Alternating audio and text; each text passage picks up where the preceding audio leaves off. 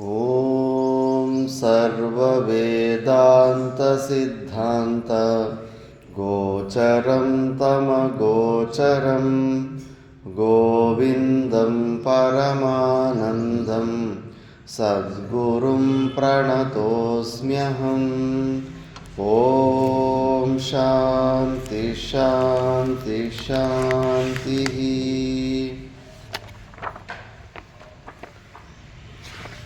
296ರಿಂದ 306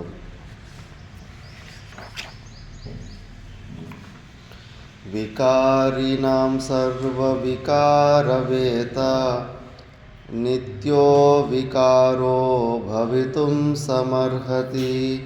मनोरथस्वप्नसुषुप्तिषु स्फुटं पुनः पुनः दृष्टमसत्त्वमेतयोः। अतोऽभिमानं त्यज मांसपिण्डे पिण्डाभिमानिन्यपि बुद्धिकल्पिते। कालत्रयाबाध्यमखण्डबोधं ज्ञात्वा स्वमात्मानमुपैहि शान्तिं।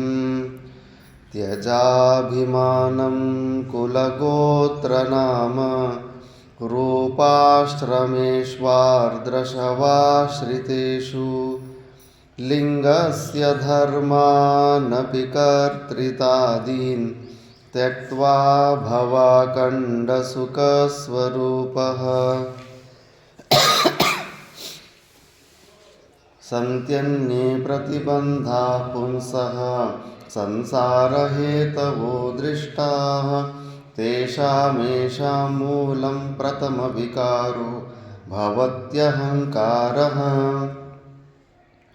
यावत् स्यात् स्वस्य सम्बन्धो अहङ्कारेण दुरात्मना तावन्नालेशमात्रापि मुक्तिवार्ता विलक्षणा। अहङ्कारग्रहान्मुक्तः स्वरूपमुपपद्यते। चन्द्रवद्विमलः पूर्णः सदानन्दः स्वयं प्रभः। यो वा पुरैषोऽहमिति प्रतीतः बुद्ध्या विविक्तस्तमसातिमूढया। तस्यैव निःशेषतया विनाशे ब्रह्मात्मभावः प्रतिबन्धशून्यः। ब्रह्मानन्दनिधिर्महाबलवता हङ्कारघोराहिनः। संवेष्ट्यात्मनि रक्षते गुणमयैश्चण्डैस्त्रिभिर्मस्तकैः। विज्ञानाख्यमहासिनाद्युतिमता विच्छिद्य शीर्षत्रयं। निर्मूल्याहिमिमं निधिं सुखकरं धीरोऽनुभोक्तुं क्षमः। यावद्वा यत्किञ्चित् विषदोषस्फूर्तिरस्ति चेदेहे कथमारोग्याय भवेत् तद्वद् अहन्तापि योगिनो मुक्त्यै। अहमोऽत्यन्तनिवृत्त्या तत्कृतनानाविकल्पसंहृत्या प्रत्यक्तत्वविवेकादयमहमस्मीति विन्दते तत्त्वम्। ఇక్కడి వరకు మనం విచారణ చేసుకుంటుని నిధిధ్యాసనల శ్లోకాల విచారణ చేస్తున్నప్పుడు ముఖ్యంగా మూల రూపంలో ఉన్న మన అహంకారమే చాలా పెద్ద శత్రువు అని తెలుసుకున్నాము. ఈరోజు అన్ని ప్రకారాల దుఃఖాలు మనం అనుభవిస్తున్నామంటే కేవలం ఈ అహంకారం వల్లనే. మనకు ప్రతి ఒక్క దుఃఖానికి మూల కారణమైన ఈ అహంకారాన్ని మనము తొందరగా వదులుకోవాలని నెక్స్ట్ శ్లోకంలో చెప్తా ఉన్నారు.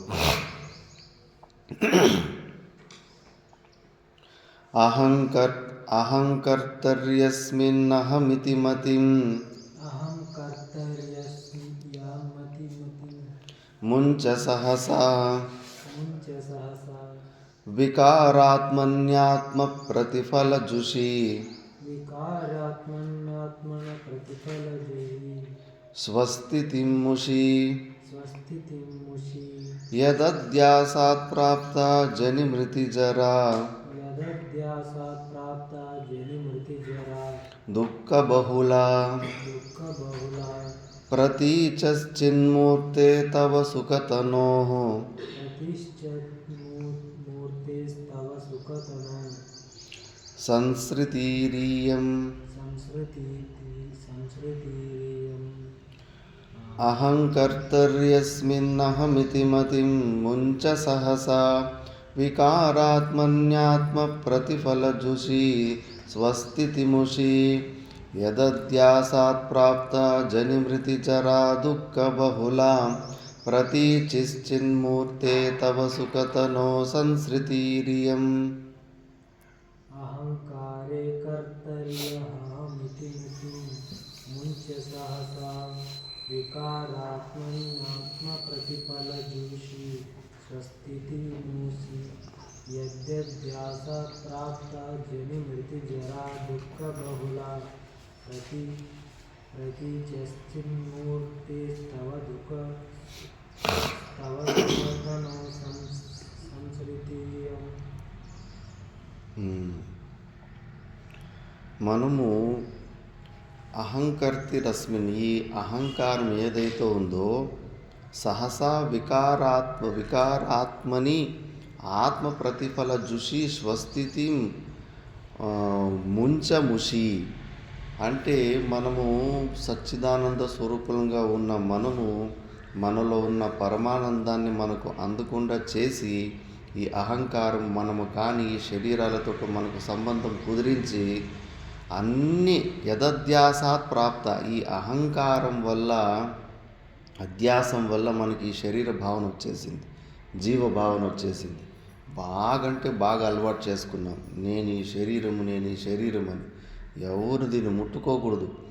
నేను నాది అన్న వస్తువుని ఎవరన్నా ముట్టుకుంటే దుఃఖం వచ్చేస్తూ ఉంటుంది. అంత ఘోరంగా మనకి ఇలాంటి అహమ్మమ భావాలు అభ్యాసం చేపించిందే ఈ అహంకారం. జనిమృతి జరా దుఃఖ బహుళ, జన్మ మృత్యు జరా వృద్ధావస్థ, ఇలాంటి దుఃఖ బహుళ. ఒక్క దుఃఖం కాదు, లెక్క పెడితే కానీ ప్రతిరోజు దుఃఖమే. ఎలాంటి శరీరంతో మనల్ని ఇరికిచ్చేసిందంటే, ఈ శరీరం మెయింటెనెన్సే ఒక పెద్ద తిప్పులు. ఏమి ఎక్కడ స్వర్గంలో చూడండి ఎంత బాగుంటాయి శరీరాలు. అందరికీ 30 సంవత్సరాలే వయసు. రోగాలు లేవు, వృద్ధావస్థ లేదు, ఆకిలి లేదు, దొప్పి లేదు. ఏదన్నా విషయాలను తెలుసుకుంటే టక్కన వాళ్ళకి ప్రత్యక్షమైపోతాయి. మరి అలాంటి శరీరం ముంగుట ఈ శరీరంకి దేనికి పనికిరాదు. ఎంత పరాణిత, చిన్నప్పటి నుంచి సచ్చే వరకు అన్ని శరీర నిమిత్తంగా అన్ని తిప్పలే. ఈ శరీరాన్ని మెయింటైన్ చేసుకోవడానికి లేనిపోని పరిశ్రమలు చేయాల్సి వస్తూ ఉంటుంది. విపరీతమైన భయం వేస్తూ ఉంటుంది. ఎట్లా భవిష్యత్తులో ఎట్లా, చేతులు కాళ్ళు శక్తి క్షీణించిపోతుండగా ఇంకా భయం ఎక్కువ పెరుగుతూ పోతూ ఉంటుంది. పరాధీనత, ఇచ్చిన మర్యాదలు ఇవ్వరు.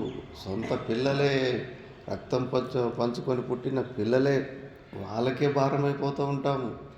ఇంకా ఎక్కువ భయం అయిపోతూ ఉంటుంది. అన్ని మార్పులు వస్తూ ఉంటాయి. అంటే ఈ శరీరంలో కొద్దిగా యవ్వనావస్థలో కొంచెం బలం ఉన్నప్పుడు, నువ్వు డబ్బులు సంపాదిస్తూ ఉన్నప్పుడు అన్నీ నీకు మర్యాద ఉంటుంది. నువ్వు మాకు కావాలా అని వ్యవహారం చేస్తూ ఉంటారు. ఎప్పుడు నువ్వు సంపాదన లేదు నీ దగ్గర, నీకు వయసు అయిపోతూ ఉంది, నిన్ను చూసుకోవడానికి వాళ్ళకి ఎక్కువ తిప్పులు వస్తుంటాయి అని వచ్చినప్పుడు చెప్పకుండానే చెప్పినట్టుగానే చేసేస్తారు. నువ్వు మాకు బరువు అవుతున్నావు, నువ్వంటే మాకు రెస్పెక్ట్ లేదు అని వాళ్ళు ఎన్ని విధాలు చూపించాలో చెప్పేస్తూ ఉంటారు.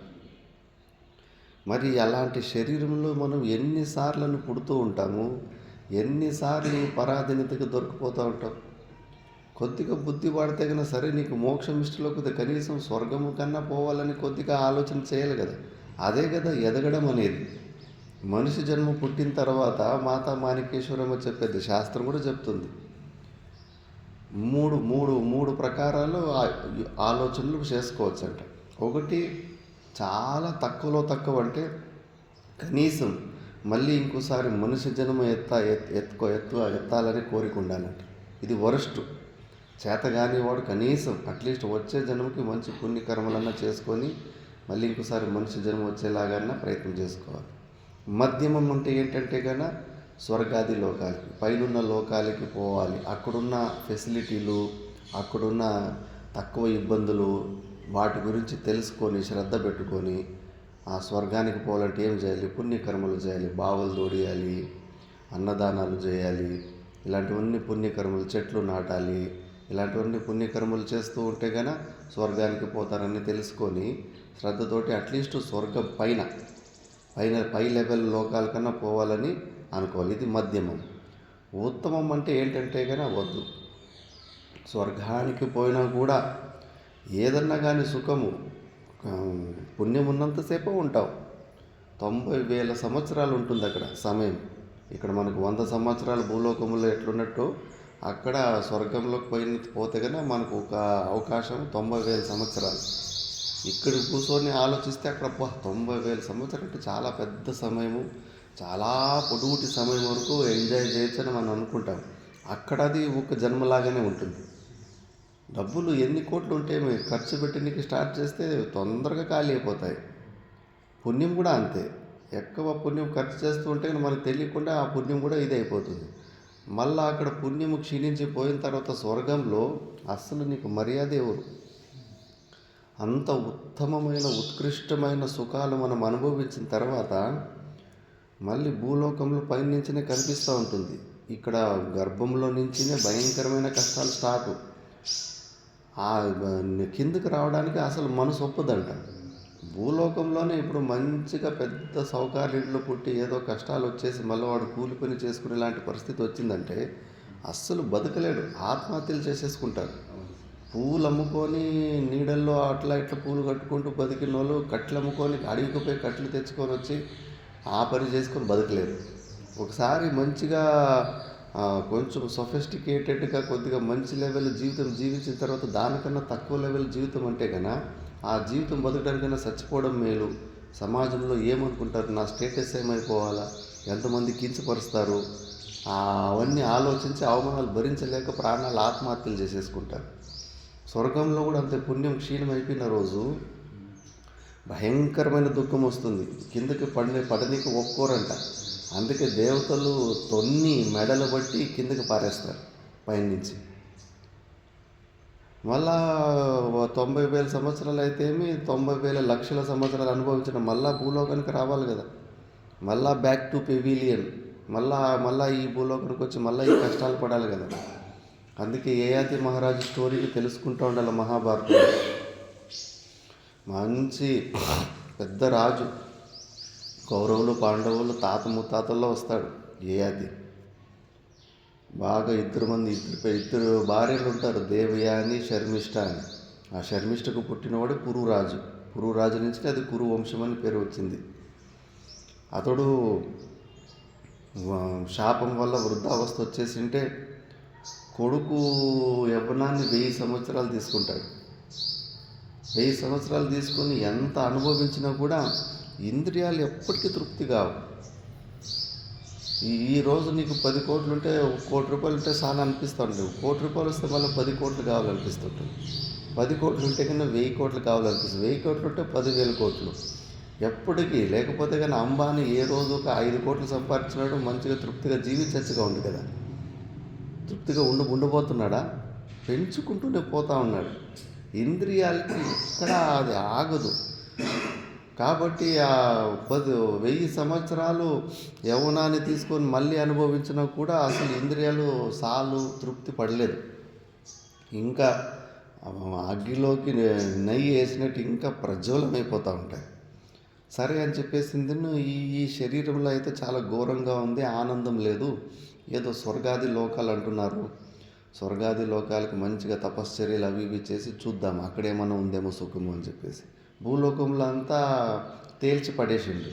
ఇక్కడ సుఖం లేదు, ఈ శరీరాలతో దరిద్రమైన శరీరంతో మనం ఏమి సుఖాలు అనుభవించడానికి అనుకూలంలో చాలా తక్కువ ఉన్నాయి భూలోకంలో అని చెప్పేసి అన్ని పురుగుకి రాజ్యం అప్పచెప్పేసి అడవికి పోయి ఒంటి కాళ్ళు నిలుచుకొని ఒక 10 సంవత్సరాలు తపస్సు చేస్తాడు.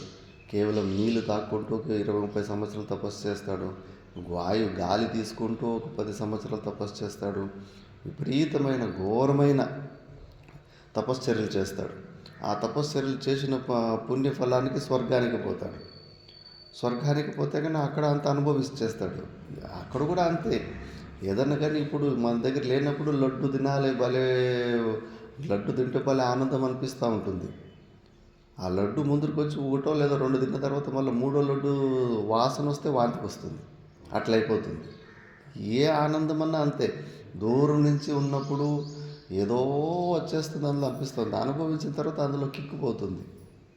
స్వర్గంలో అంత ఉత్కృష్టమైన ఆనందము, అక్కడ అంత సంతృష్టి ఉంటే కానీ దేవతల వల్ల భూలోకంలో వచ్చి ఇంద్రుడే వచ్చి అహల్యమోహ అందానికి మళ్ళా లోనుడు కాలేదా? ఎన్ని ఘటనలు ఉంటాయి. అక్కడ అంత ఉత్కృష్టమైనది, అంత సంతృష్టి ఉంటే కానీ మళ్ళీ అటు ఇటు ఎందుకు పోతూ ఉంటారు? కాబట్టి ఎక్కడ పైన అంతే మనసులు ఇంద్రియాలు ఉన్నంతసేపు తృప్తి మాత్రం పడట్లేదు. అక్కడ కూడా స్వర్గంలో మళ్ళీ 7 అంతస్తులు ఉంటాయంట, 7 ప్రకారాలు. అందులో ఎక్కువ మహాపుణ్యం చేసిన వాళ్ళు టాప్ లెవెల్లో ఉంటారంట. కింద లెవెల్లో ఉన్నోళ్ళు పైన లెవెల్లో చూసి కుళ్ళుకుంటూ ఉంటారంట. అయ్యో మాకన్నా వాళ్ళు ఎక్కువ సుఖపడుతూ ఉన్నారు. మనిషి జీవుడి సమస్యనే అది. నేను సుఖంగా ఉన్నానని కాదు, అయ్యో నాకన్నా వాడు ఎక్కువ సుఖంగా ఉన్నాడు, దాన్ని తట్టుకోలేకపోతాడు జీవుడు అసూయ గుణం ద్వారా. అక్కడ కూడా ఒకరిని చూసి ఒకరు అసూయ పడుతుంటారంట. మళ్ళీ అక్కడ కూడా క్షీణమైపోయిన తర్వాత ఇంకా యయాతి ఎక్కువ పుణ్యము చేసిండు కాబట్టి బ్రహ్మలోకం వరకు పోతాడు, అన్ని లోకాలు పోతాడు. బ్రహ్మలోకంలో కూడా స్వర్గం కన్నా ఇంకొంచెం ఉత్కృష్ట ఇది ఉంటాయి. స్వర్గలోకంలో ఒకసారి రాక్షసులు వీళ్ళు అటాక్ చేసేసి వాళ్ళ కంట్రోల్లోకి పోతూ ఉంటుంది. కానీ బ్రహ్మలోకంలో ఏ రాక్షసునికి ఎంట్రీ కూడా ఉండదు. అక్కడ ఆ ఉత్కృష్టమైన భోగాలు కూడా ఉంటాయి. మోక్షం కావాలనుకుని వైరాగ్యం ఉన్న వాళ్ళకి అక్కడ సపరేట్ వీధి ఉంటుంది, వాళ్ళకు వేదాంత వీధి. అక్కడ సాక్షాత్ బ్రహ్మదేవుడే ఆచార్యుడిగా ఉండి మళ్ళీ ఇట్లా వేదాంత విచారాలు చేసుకొని మంచిగా వాళ్ళు ధ్యానంలో ఉంటారు. కానీ అక్కడ భోగ విలాసాల వీధి కూడా ఉంటుంది. అది టాప్ లెవెల్ భోగము బ్రహ్మలోకం అంటే. అక్కడ కూడా ఉంటాడు. అక్కడ కూడా పుణ్యము ఎంతసేపు ఉంటుంది. అవంతా డబ్బులు ఉన్నంతసేపే ఖర్చు పెట్టచ్చు, ఎంజాయ్ చేయొచ్చు. ఆ పుణ్యము క్షీణించిన తర్వాత మళ్ళీ అక్కడి నుంచి మళ్ళీ స్వర్గానికి వాపసు పంపిస్తారు. మళ్ళీ స్వర్గంలో మళ్ళీ ఇంకొన్ని రోజులు ఉన్న తర్వాత స్వర్గంలో పుణ్యము క్షీణమైపోతే కన్నా కిందికి పడేస్తారు. కిందికి పడేస్తే కన్నా యయాతి మంచి దాన ధర్మాలు చేయడం వల్ల, మంచి కర్మలు పుణ్యం చేయడం వల్ల మళ్ళీ బంతి తిరిగి మళ్ళీ పై పడినట్టు మళ్ళీ స్వర్గంలో భయపడతాడు. మళ్ళీ ఇంద్రదేవుడు ఆలోచిస్తాడు, ఓహో వీడి దగ్గర పుణ్యం చాలా ఎక్కువ ఉంది కాబట్టి వీడు మళ్ళీ స్వర్గంలోకి వచ్చేసిండు. వీనికి ఆ పుణ్యము ఎట్లా క్షీణమైపోతుందంటే కానీ అహంకారం వల్ల, ఒక్క క్షణం అహంకారం వల్ల కొన్ని జన్మల్లో చేసుకున్న పుణ్యం కూడా క్షీణమైపోతుందంట. అంత దరిద్రం ఈ అహంకారం. అందుకే దాన్ని గ్రహించి దేవతలు ప్లాన్ వేస్తారు. యయాతిని పిలిపించి, అబ్బా నువ్వు ఏం పుణ్యాత్ముడు అయ్యా, మేము నిన్ను పారేసినా కూడా మళ్ళా వచ్చి తిరిగి స్వర్గంలో పడ్డావే, నువ్వు ఏమేమి తపస్సు చేసింటివి జర మాకు కూడా చెప్పు అని అంటారు. సరేలే అని చెప్పేసి ఇంకా నేను ఒంటికాలు నిలుచుకొని తపస్సు చేస్తే, నీళ్ళు తాకుండా తపస్సు చేస్తే, ఇంకా దంబాచారం ఉన్నది మన సెల్ఫ్ డబ్బాలు మనం కొట్టుకోవడం స్టార్ట్ అయిపోతుంది. వీళ్ళు కూడా తెలుసు, వీళ్ళు ఫస్ట్ బాగా మునుగు చెట్టు ఎక్కించేయాలా. మునుగు చెట్టు ఎక్కించిన తర్వాత ఆటోమేటిక్గా అహంకారం ప్రబలమైపోతుంది, ఏదో ఒక తప్పు చేస్తాడు, దానివల్ల పుణ్యం క్షీణమైపోతుంది, మళ్ళీ మనం కిందికి నూకేయచ్చని ప్లాన్ వేస్తారు. ఇంకంతా చెప్పుకొని వస్తుంటారు తపస్సు చేసిన తపశ్చర్య అంతా. అప్పుడు ఇందులో, అబ్బా నువ్వు ఎంత గొప్ప తపస్సు చేసావయ్యా, అందుకే నువ్వు మళ్ళీ వచ్చి స్వర్గంలో పడ్డావు. బహుశా నీ సమయంలో అప్పుడు నీలాంటి తపస్సు చేసేవాళ్ళు ఎవరన్నా ఉన్నారా లేరా, అప్పుడు ఉండరా లేరా అంటాడు. ఇంకా అహంకారం అప్పుడే నెతికి ఆల్రెడీ చెట్టుపైకి ఎక్కిచ్చేసాడు, పొగిడి. ఎవడు లేడు, నా అంత తపస్సు చేసేవాడు అప్పట్లో భూలోకంలో ఎవడికి అంత యోగ్యత లేదు, నేను తప్పితే ఇంకెవడు చేస్తాడు ఆ తపస్సు అని ఒక మాట పుస్తకని అనేసాడు. ఇంకా అదే సమయంలో ఎంతోమంది తపస్వీలు తపస్సు చేసిన వాళ్ళు ఉన్నారు. ఇంకా ఆ ఒక్క మాటతోటి అంత భయంకరమైన తపస్సు చేసిన పుణ్యం ఒక్క అహంకారం తోటి టస్ అని క్షీణమైపోతుంది. క్షీణమైపోయిన వెంబడే శరీరంలోని కొన్ని అనుభూతిలోకి వస్తుంది. పుణ్యం క్షీణమైపోయింది, కొన్ని చిహ్నాలు ఉంటాయి క్షీణమైపోయిన తర్వాత. ఇంకా దేవేంద్ర నవ్వుతాడు. ఇంకా నీకుపోతుంటే, దేవేంద్ర నాకు అర్థమైపోయింది, నా పుణ్యం అంతా క్షీణమైపోయిందని. ఎలాగో మీరు కిందికి నెట్టేస్తారు, కాకపోతే నన్ను మంచిగా సత్పురుషులు ఈ మోక్షం గురించి విచారణ చేసుకుంటున్నాంటి అలాంటి సత్పురుషుల ఆశ్రమంలో పడేసి నన్ను భూలోకంలో అని రిక్వెస్ట్ చేసుకుంటాడు. సరేలే, మంచి పనులు పుణ్య పనులు చేసావు కాబట్టి నేను అలాంటి చోటు కింద పడేస్తామని అష్టక మునులు అక్కడ ఆశ్రమం ఉంటే అక్కడ కింద పడేస్తాడు. అంటే ఇందులో స్వర్గానికి పోవడము మధ్యమమే. పోవాలనే కోరిక కొద్ది పర్వాలేదు, మనిషి జన్మ వచ్చినందుకు కొద్దిగానే ఎదిగావు. అట్లీస్ట్ నువ్వు మనుషు మా భూలోకంలో సుఖం లేదు, దీనికన్నా ఉత్కృష్టమైన సుఖం స్వర్గంలో ఉందని తెలివన్నా వచ్చింది, దానికోసం ప్రయత్నమన్నా చేసుకున్నాను. కానీ మళ్ళా అది క్షీణించిన తర్వాత మళ్ళా మొదటికే రావాలి కదా. కాబట్టి అంత రౌండ్ ఎక్సర్సైజ్ చేసుకొని మళ్ళీ ఆటకే వస్తే ఏం ప్రయోజనం? నువ్వు ఎన్ని వేల సంవత్సరాలు అనుభవించినా అనుభవం రూపంలోనే ఉంటుంది. అది పెద్ద చిన్న మెమొరీ అంతే, ఒక జ్ఞాపకం అంతే. అది మళ్ళీ నీకు ఎంత పొడుగుగా అనుభవించినా ఒక జ్ఞాపకంలాగా ఉంటుంది అంతేవరకు. అది నీకు మళ్ళీ పనికి రాదు. నువ్వు మళ్ళీ ఆ కష్టాలు అన్ని పరాధీనతని నువ్వు అనుభవించాల్సిందే. అందుకే యయాతి అంటాడు, ఎవడన్నా మూర్ఖుడే స్వర్గాది బ్రహ్మలోకాలు సుఖాలకి ఆశపడతాడు. ఎందుకంటే కానీ అంత పెద్ద మంచి ఉత్కృష్ట సుఖం అనుభవించిన తర్వాత మళ్ళా ఈ భూలోకానికి వాపసు రావాలన్నప్పుడు మహా దుఃఖం, పరమ దుఃఖం అయిపోతుంది. దానికన్నా ఇలా అటు ఇటు తిరిగి ఊరికి టైం వేస్ట్ చేసుకోవడానికన్నా ఒక్కసారి పునర్జన్మ లేకుండా మా పరమానందం, మా మోక్షాన్ని పొందేవాడు నిజమైన బుద్ధివంతుడు అని చెప్పేసి అక్కడ అష్టక మునుల దగ్గర విచారణ చేస్తుంటాడు. అందుకే అది స్వర్గాది పైన లోకాలకు పోవడము మధ్యమైనప్పటికీ కూడా విచారణ చేస్తే కానీ ఆ కోరిక పోతుంది. విచారణ చేసుకోకుండా పోతే కన్నా ఇక్కడికన్నా అక్కడ బాగా ఫెసిలిటీలు ఉంటాయి కదా అని అక్కడికి మనసు పోతూ ఉంటుంది. మళ్ళీ ఉత్తమమైనది ఏంటంటే కన్నా మనుష్య జన్మ కన్నా మంచి జన్మ మోక్షాన్ని పొందడానికి ఇంకోటి లేదు. రెండే లోకాలు మోక్షాన్ని పొందడానికి అనుకూలంగా ఉండేది, ఒకటి భూలోకం, ఒకటి బ్రహ్మలోకం. బ్రహ్మలోకం పోవాలంటే కన్నా బాగా వీసా ఖర్చులు బాగా ఎక్కువ ఉంటాయి. పాస్పోర్టు వీసా ఖర్చులు బ్రహ్మలోకానికి చాలా పెద్దగా చేయాలి. మహా పుణ్య పనులు చేసుకుంటే ఆ బ్రహ్మలోకానికి పోతాం.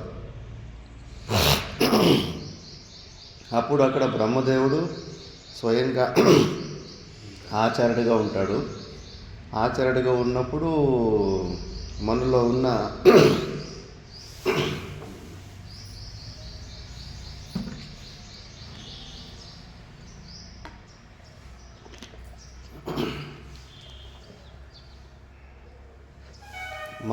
వివేకం కూడా బ్రహ్మలోకానికి పోతే చాలా గొప్పగా ఉంటుంది.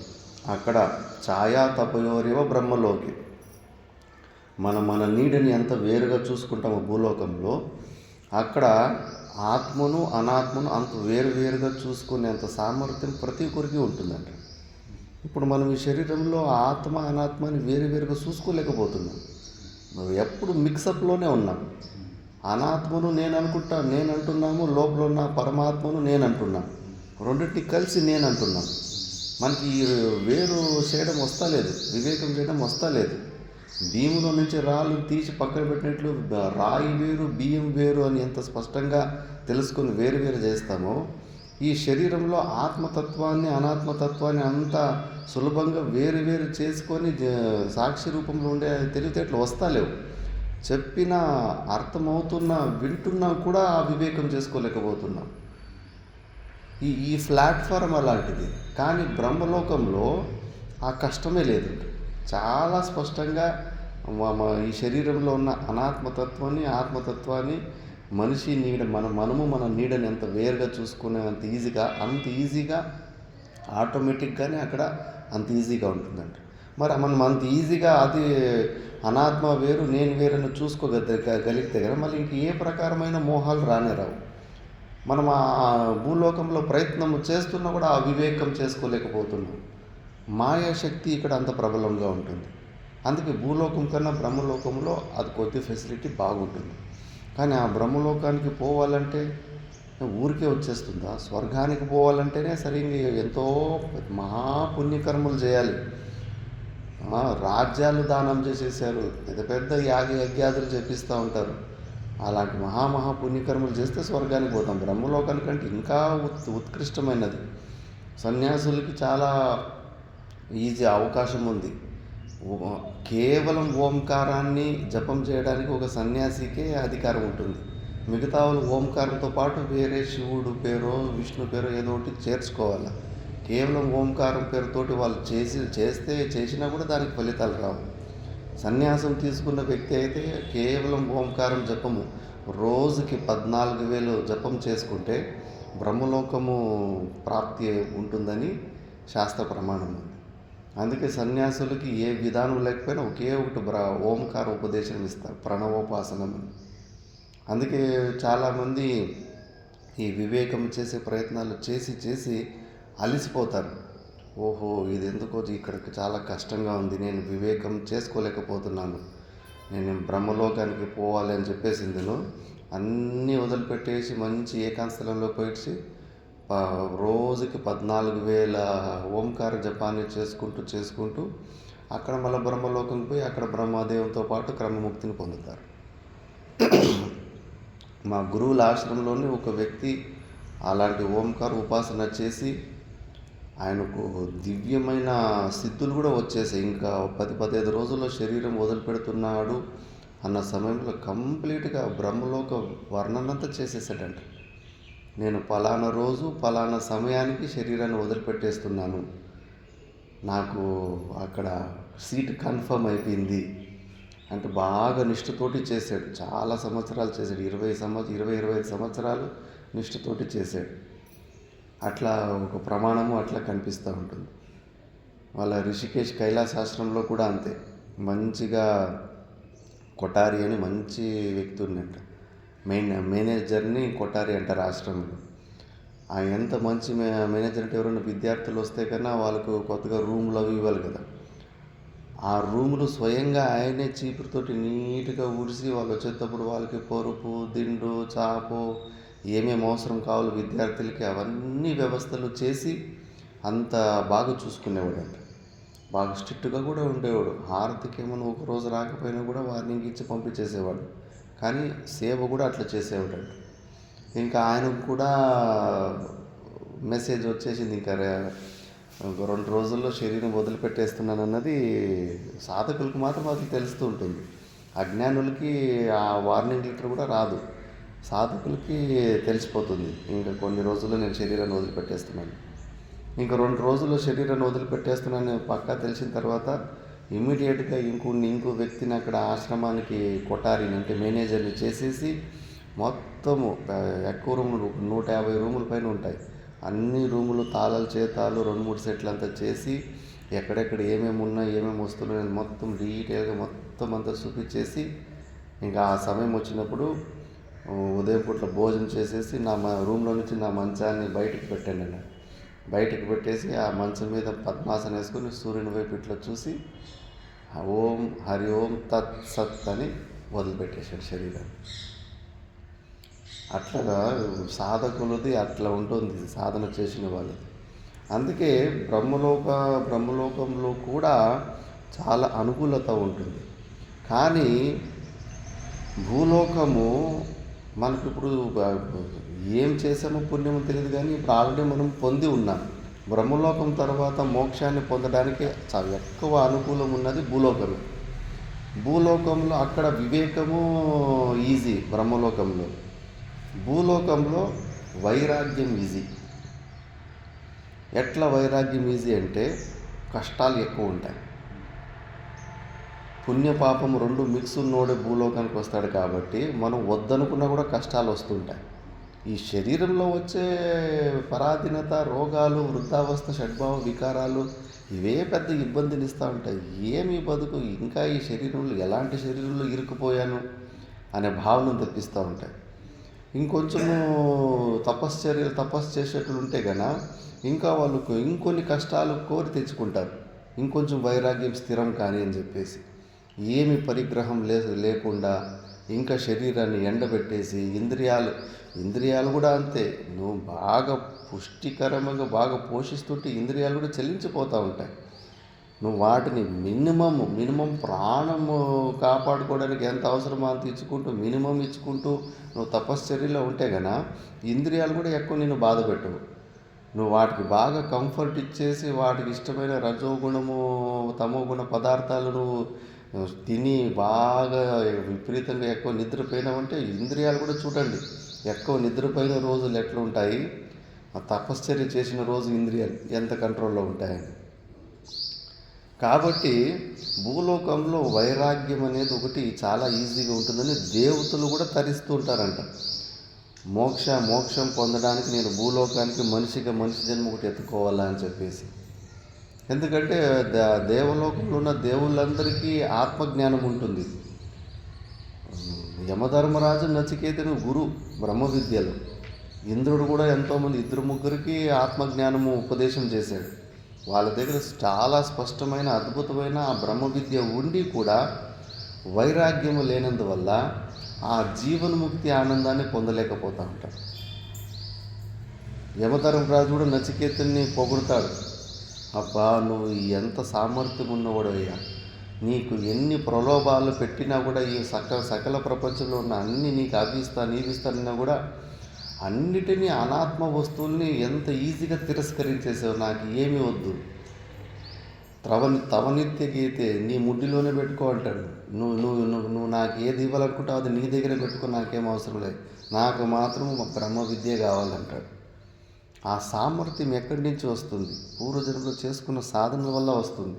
అనాత్మ వస్తువుల్ని తిరస్కరించడం, నాకు వద్దు అని చెప్పడము అంత సామాన్యమైన మాట కాదు. కాబట్టి అప్పుడు పొగుడుతాడు, అబ్బా నువ్వు ఎంత వైరాగ్యం ఉన్నవాడు అని చెప్పేసి. అప్పుడు అలాంటి ప్రసంగాలనే వస్తుంది.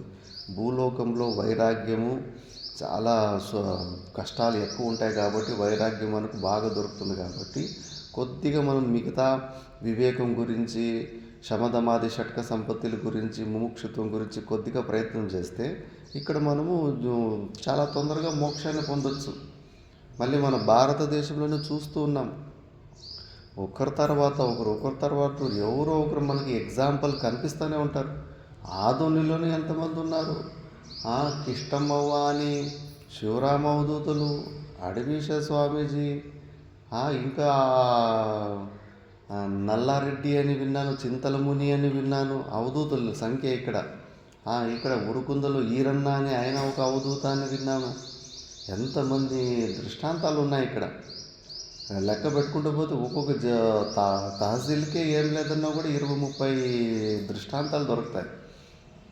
అంతమంది దీన్ని పొందుతున్నారు అన్నప్పుడు మనకు కూడా కొంచెం ధైర్యము, సంభావన బుద్ధి వస్తుంది కదా.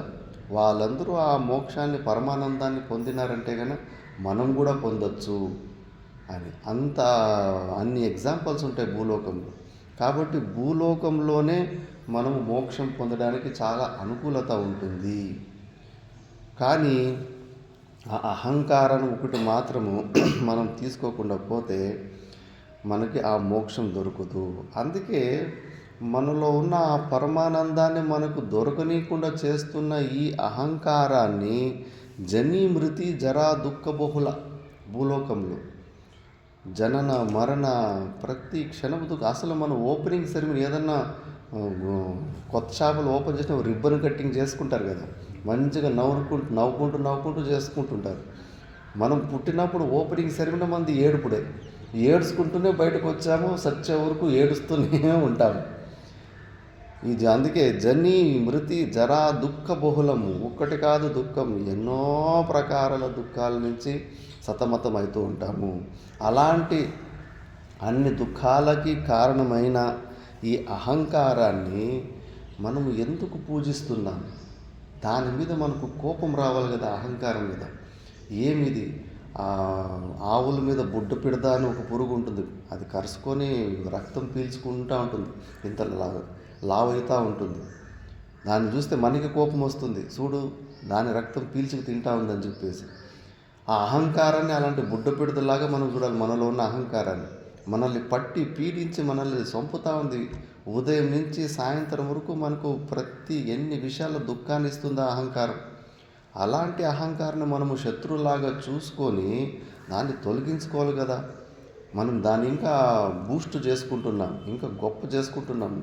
నేను చాలా గొప్పని, నేనంటే ఏమనుకున్నారు, నన్ను మీరు తిట్టుకుంటారా, ఎట్లా అంటారు నన్ను ఆ మాట, నేనంటే నేను ఎంత గొప్పవాడిని అని లోపల చెప్పకుండానే లోపల అంత ఫీలింగ్ పెట్టుకుంటాను. అదంతా అహంకారమే. ఇవన్నీ ఈ శరీర సంఘాతానికి చెప్పించిన ఐడెంటిటీ అది. దాన్ని చంపాలి. అహంకారాన్ని రోజు 4-5 దెబ్బలు కొడుతూ ఉండాలి. ఆ కోతి స్టోరీ చెప్పాను కదా, రాజు ఒక మంచి రాజు ఉండేవాడంట. అది స్టోరీ 2-3 సార్లు చెప్పినాను. అందరినీ బాగా చూసుకునేవాడు, కానీ కోతిని మాత్రం రోజు ఒక దెబ్బ కొట్టి సింహాసనంపై కూర్చునేవాడంట. మంత్రికి, అయ్యో అందరినీ బాగా చూసుకుంటావు, ఈ కోతిని మాత్రం రోజు కొడతావు ఎందుకు రాజా అని అడుగుతాడు. అప్పుడు చెప్తాడు, నాయనా ఈ కోతి మన మనసు, ఇవి రెండు ఒకేది. దీన్ని దెబ్బలు కొట్టుకుండా పోతే కన్నా సత్యనాశిలు ఇవి, మనల్ని తాండవాన్ని సృష్టించేసి మనల్ని దుఃఖానికి తీసుకెళ్ళిపోతాయని. ఈరోజు నువ్వు అడిగావు కదా, నేను రేపటి నుంచి ఈ కోతిని కొట్టను చూడంటాడు. ఎప్పుడు ఆ సభలోకి రాజు వస్తూ ఉంటే కోతి భయపడుతూ ఇట్లా ఉండిపోయేది, కూర్చున్న చోట కూర్చొని, అబ్బో ఇంకా కొడతాడని చెప్పేసి. ఇంకా ఒకరోజు కొట్టకపోతే కనుక తలెత్తి చూసి, అయ్యో ఏంటి ఈరోజు రాజు కొట్టడం మర్చిపోయాడని అనుకుంటుంది. తల ఎత్తడానికి కూడా భయంగా ఉన్నది. ఆ రోజు ఇంకా తల ఎత్తింది మొదటి రోజు. రెండో రోజు రాజు వస్తుంటే కన్నా మునుపట్లాగే తల ఉంచుకొని భయంతో లేదు, తల ఎత్తి ఇలాగే చూసుకుంటూ ఉంది. ఇంకా ఆ రోజు కొట్టలేదు. రెండో రోజు అరే ఇంకా రాజు కొట్టలేదని చెప్పేసి ఇంకా ఒక చోట కదులకుండా కూర్చో ఉండేది, అటు ఇటు ఎగరడం స్టార్ట్ చేసిందండి. ఇంకా ఇప్పుడు మాట్లాడుకుంటున్నప్పుడు పిల్లిలే అటు ఇటు పోతేనే మొత్తం ఏకాగ్రత చేసే పాఠం అంతా భంగమైపోతుంది. ఒక పిల్లి ఇటు పోయిందంటే కన్నా వింటున్న వాళ్ళ దృష్టి అటు పోతుంది. అక్కడ ఏముందని చెప్పేసి నేను చెప్పే నాకు ఎగ్జాంపుల్ దృష్టాంతాలు నేను మర్చిపోతాను. మళ్ళీ పిల్లి అక్కడ పోయిందంటే కన్నా మళ్ళీ మీరు వింటున్న వాళ్ళ దృష్టి అటు పోతుంటుంది. మళ్ళా నా ఏకాగ్రత భంగమైపోతుంది. అంటే ఒక చిన్న పిల్లి అటు ఇటు పోతేనే మొత్తం ఏకాగ్రత భంగమైపోయి డిస్టర్బ్ అయిపోతుంది సభ. ఇంకా రాజు పెద్ద సేనాధిపతులు వాళ్ళు వీళ్ళు కూర్చుని పెట్టుకొని డిస్కషన్ చేస్తుంటే కోతి ఇటు నుంచి అటు ఎగురుతూ ఉంటుందండి. అసలు అందరికీ డిస్టర్బెన్స్ అయిపోతుంది. ఇంకా మంత్రికి అప్పుడే కోపం వచ్చిందంట, దీనికి దెబ్బలు పడకుండా నేను మంచి ఫెసిలిటీ ఇస్తే కన్నా మొత్తం సభని డిస్టర్బ్ చేసి పడేసింది అని చెప్పేసి. ఇంకా మూడో రోజు రాజు వస్తే ఎగురుకుంటూ రాజు నెత్తి మీదే కూర్చుందంట. ఇంకా అప్పుడే ఆ మంత్రికి కోపం వచ్చేసి నాకు కోతను తీసుకుని టపటపని 10-20 దెబ్బలు కొట్టేస్తాడంట. మన మనసు ఈ అహంకారాన్ని మనం రోజు కానీ దెబ్బలు కొట్టకుండా పోతే ఇవి కూడా అంతే పని చేస్తాయి. రోజు దానికి దెబ్బలు ఇట్లే శ్రవణము ద్వారా తూచి అని చెప్పేసి మళ్ళా నువ్వు బయట ప్రపంచంలో పోతే కానీ నీ అహంకారాన్ని ఇంకా అందరూ ఎంకరేజ్ చేస్తారు. చూడు వాడు నిన్ను అట్లనే, వాడు అట్లా అనొచ్చునా అని నీలో ఉన్న అహంకారం ఇంకా నేను గొప్ప లేపుతారు. గురువులు వాడు ఒక మాట అన్నాడు, ఇంకా 10 మాటలు తిట్టిపించుకో, కొత్త అలవాటు చేసుకో. మనం అహంకారాన్ని చంపుకొని ఆ పరమానందాన్ని పొందే మార్గంలో ఉన్నాం. అననివాడు ఎవరన్నా కానీ మనస వాచ కర్మన మనల్ని ఇబ్బంది పెడుతున్నాడా, స్వీకరించి సైలెంట్గా ఉండు. అవన్నీ అహంకారానికి కూర్చుకుంటున్నావు. నువ్వు నాకన్నీ ఎందుకు అనుకుంటున్నావు కానీ ఇక్కడ నేర్పిస్తారు. ఈ సంఘంలో ఉంటే కన్నా ఇట్లా నేర్పిస్తారు. బయట ఉన్న అజ్ఞానుల సంఘంలో ఉంటే కన్నా నీ అహంకారాన్ని ఇంకా పుష్టి చేసి ఇంకా పాడు చేస్తారు. కాబట్టి ఆ అహంకారానికి మనం రోజు దెబ్బల మీద దెబ్బలు పడుతూనే ఉండాలి. విద్యారణ్య స్వామిజీలు అంటారు, నిందా దుఃఖం వస్తుంటుంది. వీళ్ళు మేము చేయని పనికి చేసినట్టుగా నిందలు చేసుకుంటూ ఉంటారు. అవి మన చెవులకు మళ్ళీ వినపడతాయి, చూడు వాళ్ళు ఇట్లా మన గురించి అనుకుంటున్నారని. అప్పుడు కొద్దిగా దుఃఖం అవుతుంది. అలాంటి దుఃఖం వచ్చినప్పుడు ఏమి చేయాలంటే కనుక నిందా దుఃఖం అనింద్య దేవ మునిబిర్ కథా సంస్మృతే. నిందా దుఃఖం వచ్చినప్పుడు నిందకు యోగ్యం కాని అలాంటి దేవతలు మళ్ళీ మునుల కథలు కొద్దిగా వినండి. ఎంత ఎంత ఎన్ని శ్రీకృష్ణునికి దొంగ అని ముద్ర వేస్తాడు ఆ మణి దొంగతనం అయిపోయినప్పుడు. కౌ కౌస్తుక మణి అది ఒక మణిని దొంగతనం అయిపోయినప్పుడు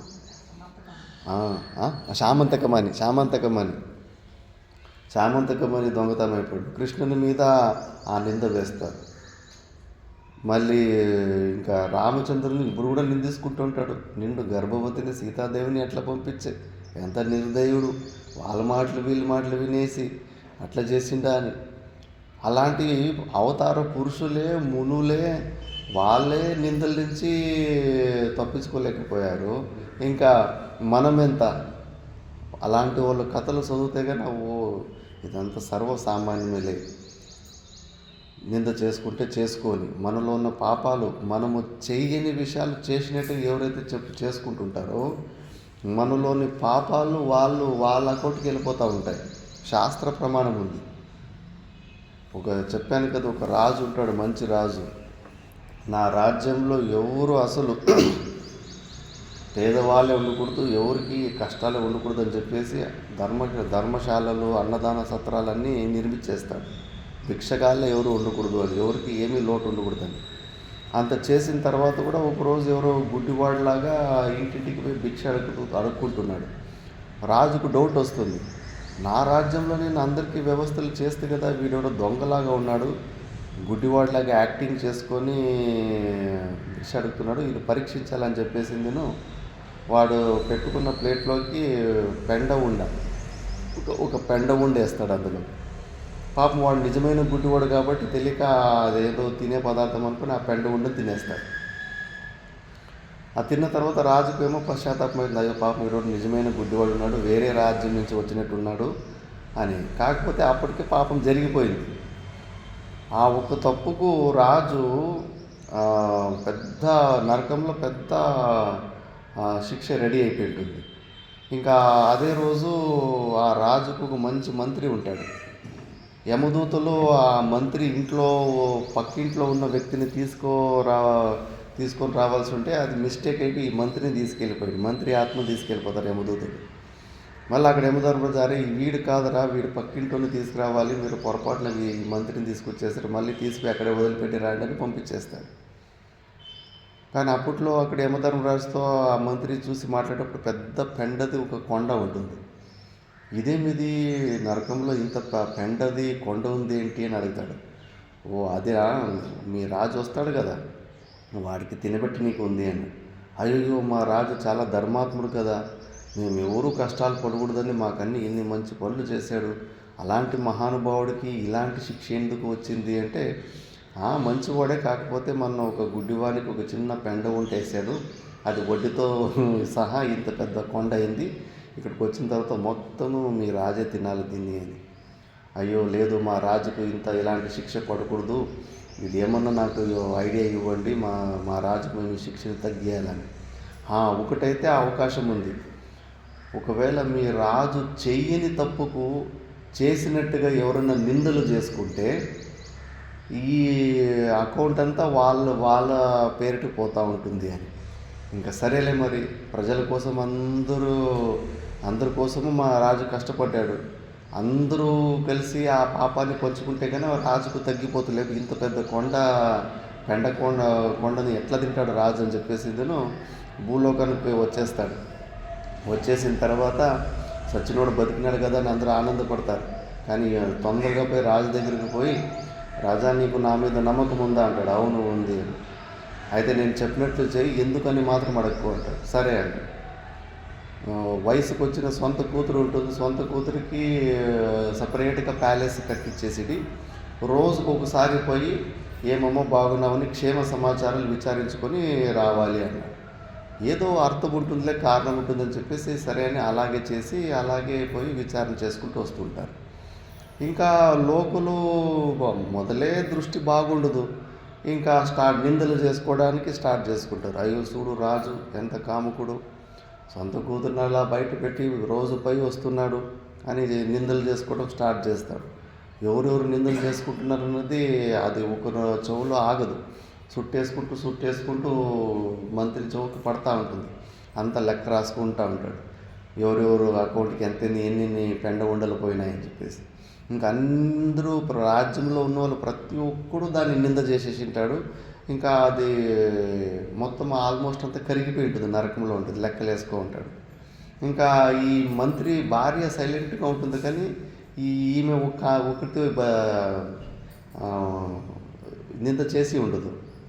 ఇంకా ఆఖరి రోజు మంత్రిని పిలిపించేసి, కాదండి మీ రాజు ఎంత మంచివాడు, మరి చూడండి ఇలాంటి తప్పుడు పని చేస్తున్నప్పుడు మీరు మంత్రిగా ఉండి మీ రాజుకు మీరు మంచి బోధనలు చేయాలి కదా అని. ఇంకా భార్య కూడా ఎప్పుడు నింద చేస్తుందో నెత్తి మీద చేయి పెట్టుకుంటాడు మంత్రి. అయ్యో, నేను అన్ని లెక్కలు వేసుకొని ఇంకా 3 ఉండలు మిగిలిండే నరకంలో. ఆ 3 ఉండలు ఎవరు నింద చేసుకుంటారు, ఎవరు అకౌంట్కు పోతుందని నేను అనుకుంటామంటే, నింద చేసినందుకు నీకు ఉండా, విన్నందుకు నాకు ఉండా, ఒక ఉండ రాజు తింటాడులే అని అన్నాడు. అట్లా మనము చెయ్యని పనులకు చేసినట్టుగా ఎవరైనా నిందలు చేసుకుంటే మనం ఇంకా సంతోషపడాలి.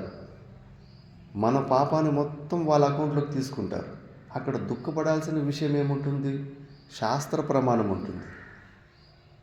అనవసరంగా ఊరికే దుఃఖపడుతుంటారు. చూడు, నేను ఆ పని చేయలేదు, చేసినట్టుగా అనవసరంగా చెప్పుకుంటున్నారు. చెప్పుకోనేది పాపం కరిగించుకోవడం ఎంత కష్టమో. అలాంటి పాపాన్ని వాళ్ళు ఈజీగా మన అకౌంట్ నుంచి వాళ్ళ అకౌంట్కి వేసుకుంటున్నారంటే కానీ మనకు సహాయం చేస్తున్నారు కదా. సాధకులు చుట్టూ నిందలు చేసేటోళ్ళు మనసా వాచాకరమైన ఇబ్బంది పెట్టే వాళ్ళనే పెట్టుకోవాలంట.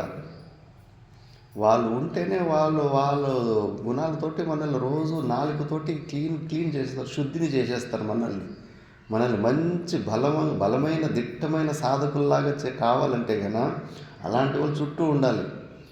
బాక్సింగ్ యుద్ధాలు, కుస్తీ పంద్యాలు వాళ్ళు నేర్చేటోళ్ళకి ఊరికే నిలబెట్టుకుని ఫస్ట్ దెబ్బలు తినేది ట్రైనింగ్ ఇస్తారు. ఒక 10,000 దెబ్బలు కొడతారు వాళ్ళు. ఆ 10,000 దెబ్బలు తిన్నా కూడా వాడికి దుఃఖం రాదు. ఎందుకంటే వచ్చే కాంపిటీషన్కి నన్ను రెడీ చేస్తున్నారు, వీళ్ళందరూ నన్ను గుద్ది ఆ దెబ్బలు తట్టుకునే కెపాసిటీ నన్ను పెంచుతున్నారని తెలుసు. అందుకే వాళ్ళ ట్రైనర్ కానీ ఆ మిత్రులు కానీ ఆ దెబ్బలు కొడుతున్నప్పుడు కూడా ఇంకా సంతోషపడుతుంటాడు, నన్ను బలపరుస్తున్నారు అని. అందుకే మన చుట్టూ మనస వాచ కర్మన ఇబ్బంది పెట్టేవాళ్ళు, నిందలు చేసుకుంటే వాళ్ళు ఉన్నప్పుడు అబ్బా ఎంత మంచి ప్లాట్ఫారం ఇది, భగవంతుడు నేను నా కంఫర్ట్ జోన్లో ఉండి నా వైరాగ్యం ఎక్కడ తగ్గిపోతుందో అని చెప్పేసి ఇలాంటి వాళ్ళందరినీ నా చుట్టూ పెట్టి నాకు ఈ ప్రపంచం మీద విరక్తి తెప్పించడానికి ఎంత అనుకూలమైన వాతావరణం తెచ్చాడప్ప భగవంతుడు అని చాలా సంతృష్టి పడాలి. ఎందుకంటే వైరాగ్యం పొందడం చాలా కష్టము. మరి ఎవరు నేను తిట్టేటోళ్ళు లేరు, ఇబ్బంది పెట్టేటోళ్ళు లేరు, నిందలు చేసుకునేటోళ్ళు లేరు. మళ్ళీ నీకు ఈ భూలోకంలో నీకు మోహం పుట్టేస్తుంది, ఆశ్రమాల మీద మోహం వచ్చేస్తుంది. అబ్బా భలే ఉందప్ప ఈ జీవితము, ఎవరు తిడతా లేరు, ఎవరు ఇబ్బందులు పెడతా లేరు, అందరూ పూజలు చేస్తున్నారు, ఇంకేం కావాలి మనిషి జీవితానికి అని చెప్పేసి ఇక్కడ నీకు ఆసక్తి వచ్చేస్తుంది, వైరాగ్యం పోతుంది. అందుకే ఇలాగన్నీ దుఃఖాలు సాధకులకు సహకారి కారణాలు. ఇలా మనం విచారణ చేస్తే అప్పుడు మనలో ఉన్న అహంకారము తానంతకు తాను సైలెంట్ అవుతుంది. లేదు అంటే గాన వాడెవడో ఏమో అనుకున్నాడు, వీడెవడో ఏమో అనుకున్నాడని అందరినోళ్ళకి ఏమి ఎంసీ లేచి నోర్లు మూసినీకేస్తుందా? ఎంతమంది నోర్లను మూసి పెడతావు? అది మన చేతిలో లేదా కంట్రోల్. మన చెవులైతే మనము ఏలు పెట్టుకొని మూసుకోవచ్చు కదా. అంటే ఏలు పెట్టుకొని మూసుకోకపోయినా లోపలికి మనం తీసుకోకుండా పోతే చాలు, కాబట్టి సాధకులు ఇలా ఆలోచన చేయాలి. అప్పుడు అహంకారికి మళ్ళీ ఎవరైనా మనసావాచకరమైన ఏదన్నా మనకి ఇబ్బందులు కలిగించినప్పుడు ఆ అహంకారానికి కుచ్చుకోదు. లేదు నేను ఈ శరీరాన్ని వాడు ఎట్లా నేను అట్లాంటి వాడిని కానే కాదు, నేను అలాంటి వాడని వాడు ఎట్లా అనుకుంటాడు, వాడు నా మీద ఎంత తప్పుడు ప్రచారం ఎందుకు చేస్తున్నాడని అది అహంకారం బుసు కొడతా ఉంటుంది. మనం అహంకారాన్ని చంపుకోనికి వచ్చామా, దాన్ని పోషించడానికి వచ్చామా? అహంకారాన్ని దాన్ని చంపుకోవడానికి వచ్చాము. ఇంకా చెప్పాలా? ఎవరైనా మిత్రుంటే రోజు 4-5 మాటలు తిట్టరా, రోజుగా 4-5 నేను చేసే పనుల్లో 4-5 తప్పులు చూపించరా, లేకపోతే కనుక నాకు లోపల ఉన్న అహంకారం ఈగో పెరిగిపోతూ ఉంటుంది అని చెప్పాలా, చెప్పి మరి తిట్టించుకోవాలా. అప్పుడు అహంకారం చల్లబడుతుంది. లేదంటే ఊరికే అది బుసు కొడతా ఉంటుంది. ఇంకా అది బుసు కొట్టిందా ఇంకా మనం శరీరం నుంచి బయట పోలేం. మనం శరీర భావంలో ఇరుక్కుపోతూ ఉంటాం. అది ఎప్పటికీ మనకి మంచిది కానే కాదు. అందుకే అలాంటి అన్ని అనర్థాలకి మూలమైన అహంకారాన్ని మనం ఎప్పుడే కానీ పోషించకూడదు. అందుకే గురువుల దగ్గరికి ఎవరైనా గొడవపడి వస్తే కన్నా, మా గురుగారి దగ్గర కూడా అంతే, ఇద్దరు గొడవపడి గురుగారి దగ్గరికి వస్తారు. ఎవరిదో ఒకరికి తప్పు ఉంటుంది. ఆ గురుగారి దగ్గర చెప్తే నా ఇద్దరిని ఏదో కొద్దిగా అని చెప్పేసి అక్కడ కాంప్రమైజ్ చేస్తాడు, దండించుడు. ఎవడైతే పోయి షికాయత్ చెప్పింటాడో వాడు నన్ను తిట్టాడనో కొట్టాడని గురుగారు వానికి దండము పనిష్మెంట్ ఇవ్వకుండా పోతే వీడు బాధపడతా ఉంటాడు. చూడు నేను వాడు తప్పు చూపించినా కూడా వాడికి మా గురుగారు ఏమీ పనిష్మెంట్ ఇస్తలేరు అని చెప్పేసి, గురుగారు వాడి కోసం కాదు, వీడిలో ఉన్న అహంకారాన్ని తీయాలని గురుగారు చూస్తూ ఉంటారు. ఇప్పుడు వీడు చెప్పినాడని చెప్పేసి వాడిని తిడితే కానీ మళ్ళీ వీనికి అహంకారం పుష్టి అయిపోతూ ఉంటుంది. గురుగారు ఎప్పుడు అహంకారాన్ని తొలగించే విధానాలు చూస్తుంటాడు, కానీ అహంకారాన్ని పుష్టించే విధానాలు మాత్రము నేర్పడు. ఇంకా తిట్టించుకోండి. ఎవరైనా వాడు నన్ను తిట్టాడంటే కన్నా, ఇప్పుడు వేదాంతం నువ్వు ఉన్న వేదాంతం గురించి చెప్పు. మరి నేను వేదాంతం పాఠం చెప్పినప్పుడు తల ఊపుతుంటివి, అర్థమైనట్లు దాని అర్థాలు చెప్తుంటివి. మరి ఆత్మను ఎవరన్నా తిట్టగలరా? ఆత్మను ఎవరన్నా కొట్టగలరా? మరి నేను చెప్పిన వేదాంతం నీకు అర్థమైంటే నువ్వు ఇంకా ఈ శరీరం అని ఎందుకు అనుకుంటున్నావు? నేను ఈ శరీరం అని అనుకోని నువ్వే ఫస్ట్ తప్పు చేసావు. తప్పు నీలో పెట్టుకున్నావు. ఎప్పుడు తప్పు బయటనే చూపిస్తావా? నేను ఈ శరీరాన్ని అహంకారంతో నువ్వు అనుకోవడం అదెంత పెద్ద తప్పు. అది అన్ని పాపాలకి మూల పాపం. అది నీ తప్పును మాత్రం నువ్వు బయటకు చెప్పుకోవడం లేదు. వాడు నన్ను తిట్టాడు, దానికి నాకు దుఃఖం వచ్చింది, నా దుఃఖానికి కారణం వాడుని చూపిస్తున్నావు. నీ ఈ శరీరంతో సంబంధమే పెట్టుకోకుండా అహంకారం చంపుకుంటే కన్నా ఎవరన్నా కానీ నిన్ను ముట్టుకోనికి అవుతుందా? ఆత్మస్వరూపంలో నిలబడి ఉంటే ఈ పరిచ్ఛిన్నమైన ఈ శరీర భావంలోకి ఎందుకు వచ్చావు? నీదే కదా తప్పు. కరెంటు తీగిని చేతిలో పెట్టుకొని నాకు షాక్ కొట్టద్దంటే ఎట్లయితుంది? ఈ శరీరంతో సంబంధం పెట్టుకొని నాకు దుఃఖం రాకూడదంటే కానీ ఎట్లా కుదురుతుంది? అది కుదరదు. నువ్వు దేనికోసం వచ్చావు? ఈ 3 ప్రకారాల శరీరాలతోటి తాదాత్మ్య సంబంధాన్ని తెంచుకొని ఆ పరమ సచ్చిదానంద స్వరూపంలో నిలబడాలని వచ్చావు. కానీ నువ్వు చేస్తున్న పని రూట్ లెవెల్ నువ్వు ప్రతిరోజు ఈ శరీరం అనుకుంటున్నా ఇంకా పుష్టి చేసుకుంటూ పోతున్నావు. శరీరం నేను, నన్ను ఎవరు ఏమి అనకూడదు, తిట్టకూడదు, కొట్టకూడదు అని. మరి శరీర భావంలోనే ఉండాలి అని నువ్వు దృఢంగా నిశ్చయించినప్పుడు మరి ఈ మోక్ష మార్గాన్ని వదిలిపెట్టేసిడి, శరీర భావంలోనే ఉండిపో. మోక్షాన్ని పొందాలని కోరిక పెట్టుకుంటావు, శరీర భావం నుంచి బయటకు రాలేవు. శరీరాన్ని పుష్టి చేసుకుంటూ పోతుంటావు. ఎట్లా జరుగుతుంది? ఎట్లా ఆ పరమానందం, జీవన్ముక్తి ఆనందం ఎట్లా దొరుకుతుంది?